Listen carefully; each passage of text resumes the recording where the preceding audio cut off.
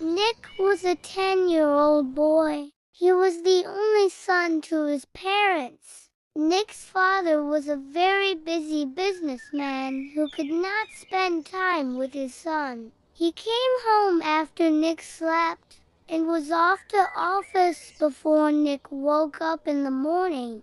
Nick yearned for his father's attention. He wanted to go outdoors and play with his father just like his friends did.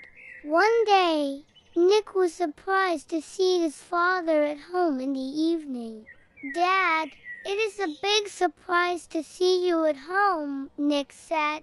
"Yes, son. My meeting was canceled, so I'm at home. But after 2 hours I have to catch a flight," his father replied.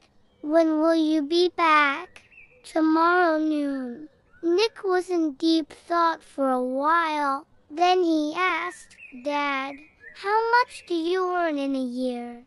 Nick's father was taken aback. He said, "My dear son, it's a very big amount and you won't be able to understand it."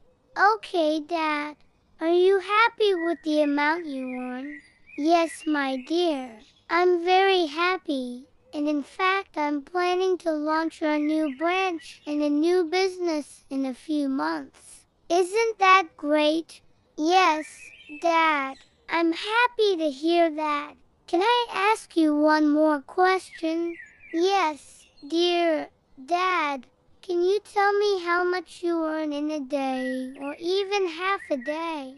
"Nick, why are you asking this question?" Nick's father was perplexed, but Nick was persistent. "Please answer me. Can you please tell me how much you earn in an hour?" Nick's father gave in and replied, "It will be around 25 per hour."